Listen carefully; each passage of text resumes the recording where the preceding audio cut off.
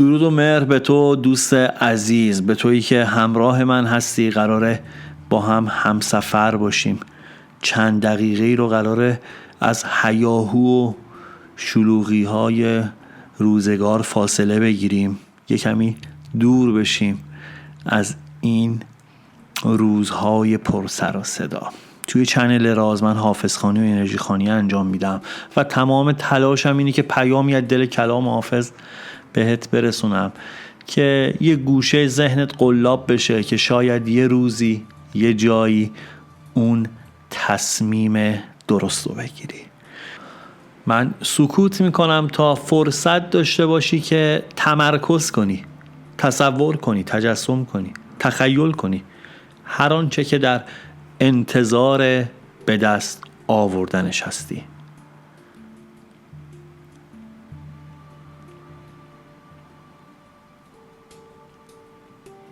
خب اگر آماده ای بریم سراغ غزل 489.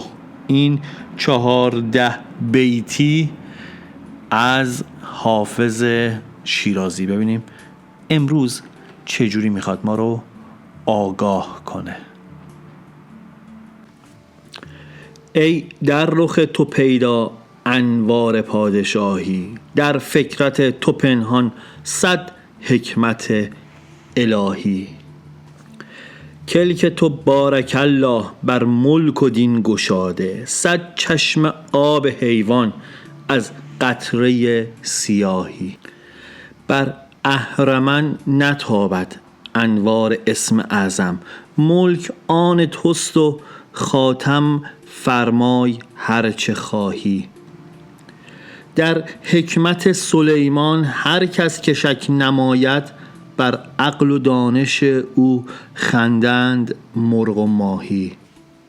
بازر چه گاه گاهی بر سر نهد کلاهی، مرغان قاف دانند آیین پادشاهی. تیغی که آسمانش از فیض خود دهد آب، تنها جهان بگیرد بی منت سپاه. کلک تو خوش نویسد در شأن یار و اغیار، تعویذ جان فزایی افسون عمر کاهی. ای عنصر تو مخلوق از کیمیای عزت، وی دولت تو ایمن از وسمت تباهی. ساقی بیار آبی از چشمه خرابات، تا خرقه ها بشوییم از عجب خانقاهی. عمریست پادشاها که از می تهیست جامم، اینک ز بنده دعوی و از محتسب گواهی. گر پرتو ز تیغت بر کان و معدن افتد، یاقوت سرخ رو را بخشند رنگ کاهی. دانم دلت ببخشد بر عجز شب نشینان، گر حال بنده پرسی از باد صبح گاهی. جایی که برق عصیان بر آدمی ستیزد، ما را چگونه زیبد دعوی بی گناهی. حافظ چو پادشاهت گهگاه میبرد نام، رنجش ز بخت منه ما بازا به عذر خواهی. بریم سراغ داستان و تاریخچه این 14 بیتی نفسگیر از حافظ شیرازی. قبل از اینکه بخوایم پیام این غزل رو در موردش با هم صحبت کنیم و همسفر بشیم، اینو بگم که این غزل زمانی سروده شده که شاه شجاع در حال بازگشت از کرمان بوده. حافظ این شعر رو به شکل قصیده کوتاه گفته تا موقع ورود شاه به شیراز خونده بشه و یه جورایی خوشامدگویی رسمی هم به حساب می اومده. طبق رسم و تشریفات اون موقع شاعر یعنی حافظ در چنین موقعیتی هم تعریف میکرده، هم دو پهلو نصیحت هم میکرده. حافظ به شاه شجاع میگه بهتره اهل مدارا کردن باشی تا به جای اینکه بخوای دنبال انتقام جویی بری. بعد هم در تعریف کردن از شاه برمیاد و دیگه بریم تو دل بیتهاش، یه چند تا از بیتهاشو تعبیر و تفسیر داشته باشیم تا قبل از اینکه بخوایم پیام کلی رو با هم بشنویم.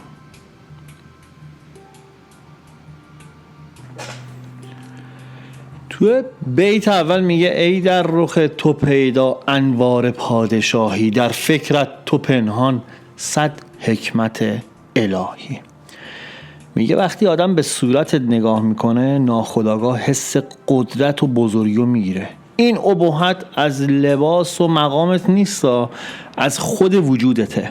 فقط ظاهرت پادشاه گونه نیست، از درون هم محکمی و اسم پادشاهی زیبنده توست.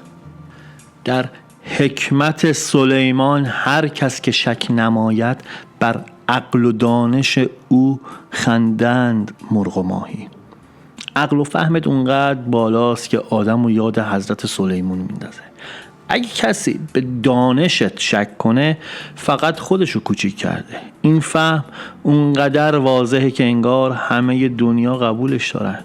نیازی نیست خودتو توضیح بدی یا ثابت کنی، عقلت خودش حرف میزنه. ساقی بیار آبی از چشمه خرابات، تا خرقه ها بشوییم از عجب خانقاهی. حافظ میگه یه جوره حال واقعی بیار. میخوایم این همه ریاه و تظاهر رو بشوریم. از این دینداری نمایشی و ظاهرسازی خسته شدیم. پاکی به لباس نیست، به دل صافه. بذار آدم باشیم، نه اینکه بخوایم فقط نقش بازی کنیم. عمریز پادشاه ها که از می تهیست جامم، اینک زبنده دعوی و از محتسب گواهی. مدت تاست که دلم حال خوش نداشته، نه شادی درست حسابی نه مستی زندگی. از این وضع خسته شدم و حق دارم که گله کنم. اگه پای حساب و کتاب باشه حرفم راسته و همه میتونن ببینن که دلم خالیه. جایی که برق عصیان بر آدمی سفیزد، ما را چگونه زیبد دعوی بیگناهی. میگه وقتی آدم لغزش میکنه، خیلی از کسایی که حتی فکرشو نمیکنه ازشون یک اشتباهاتی سر میزنه، دیگه چه انتظاری از من داری؟ میگه هیچ کس تو این دنیا بی اشتباه نیست، همه نیاز به بخشش داریم. فروتنی خیلی با ارزشتر از تظاهر به خوبیه. حافظ چو پادشاهت گهگاه میبرد نام، رنجش ز بخت من ما بازا به عذرخواهی.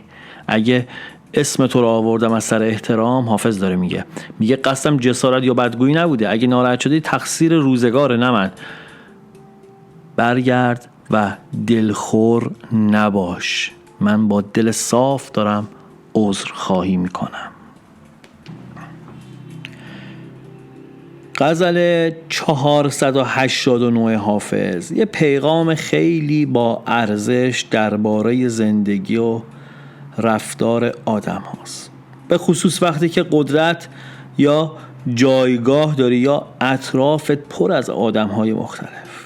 حافظ میگه مهمترین نکته اینه که مدارا کنی و صبور باشی. توی زندگی صبر داشته باشی.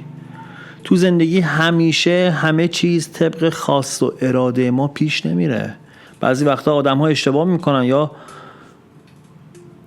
بهت بدی میکنن یا تو رو قضاوت میکنن یا شرایط و چرخ روزگار برای من و تو طوری میچرخه که اصلا باب میلمون نیست که هیچی.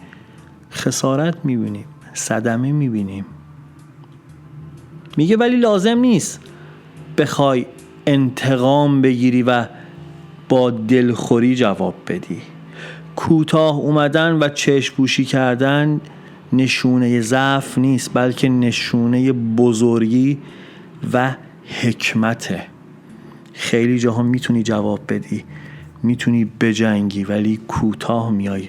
پیام داره میگه این کوتاه اومدن رو با خودت شب که میخوای بخوابی روی حساب ضعف خودت نذاری، یا بگی حالا فردا صبح میرم باهاش تماس میگیرم، فردا فلان کار رو میکنم، میرم بازی رو ادامه میدم، میرم فلان کار میکنم. میگه نه قربونت، ما امروز میبخشیم چون به آرامش نیاز داریم، نه به خاطری که ضعیف هستیم. این پیام میگه قدرت و جایگاه مسئولیت بزرگیه. مثل شاه که وقتی قدرت داره باید با عقل و حکمت رفتار کنه، تو هم تو هر مرتبه زندگی هستی باید رفتارت و تصمیماتت از روی آگاهی باشه. پس سعی کن با فکر درست، مهربونی و اخلاق خوب حرکت کنی و اجازه نده عصبانیت یا کینه کنترلت کنه. حافظ بهت یادآوری میکنه که رفتار خوب و مهربونی بیشتر از زور و تهدید اثر داره. با ادب و احترام با دیگران برخورد کن و سعی کن دلها رو به دست بیاری، نه اینکه با دعوا یا خودنمایی قدرت رو بخوای نشون بدی. نکته مهم دیگه اینه که دانش و حکمت همیشه بهترین پشتیبان توه. اگه با فکر و خرد پیش بری، حتی مشکلات بزرگ هم قابل حل میشن. حداقلش اینه که آرومتر زندگی میکنی. پیام میگه هر موقع که میبینی اوضاع پیچیده شده یا کسی داره باهات یه جوری دیگه تا میکنه، اول به عقل و درک خودت رجوع کن، نه به احساسات آنی و عصبانیت. مکس کن، صبر کن. این کار باعث میشه تصمیمات درستی بگیری و جلوی خیلی اشتباهات و خسارت ها رو بگیری. در واقع پیام کلی این غزل اینه که زندگی واقعی وقتی شیرینه که با صبر و عقل پیش بری. نیازی نیست همیشه دنبال انتقام باشی یا دنبال پاسخ دادن به هیجانات آنی باشی. غرورتو حفظ کن.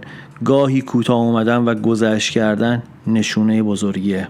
قدرت و جایگاه فقط برای خوشگذرونی نیست، بلکه باید با اخلاق و رفتار درست همراه باشه. اگه با فکر و خرد و با صبر و مهربونی پیش بری، زندگی در نهایت برات میشه گلستون. یادت باشه توی این مسیر زندگی لازم نیست همیشه عجله کنی یا با همه بجنگی. بعضی وقتا بهترین تصمیم اینه که آرومتر قدم برداریم و به خودمون فرصت فکر کردن بدید.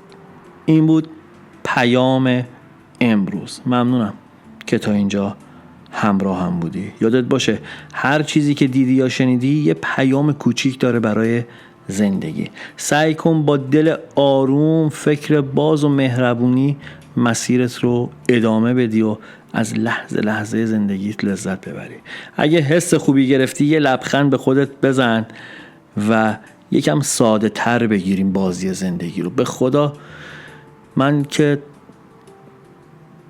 متوجه شدم تو هر طبقه از زندگی باشی، اگر به ذهن اجازه بدی انقدر میگه میخوام نمیذاره تو لحظه زندگی کنیم. کاری ندارم کجا، تو چه شرایطی، با چه امکاناتی هستی، همیشه ذهن یه پله بالاتر رو میخواد. بعضی موقع لازمه که مکس کنیم، فکر کنیم، آروم باشیم، یه نگاهی به دور و برمون بکنیم، قدر چیزایی که داریم و بدونیم، یه الهی شکر بگیم و بازی رو آروم ادامه بدیم. امیدوارم که آرامش سهم تو باشه رفیق جان. وقتی از ته دل بخندی، وقتی هر چیزی رو به خودت نگیری، وقتی سپاسگزار اون چه که هست باشی، وقتی برای شاد بودن نیاز به بهانه نداشته باشی، اون وقتیه که داری زندگی میکنی.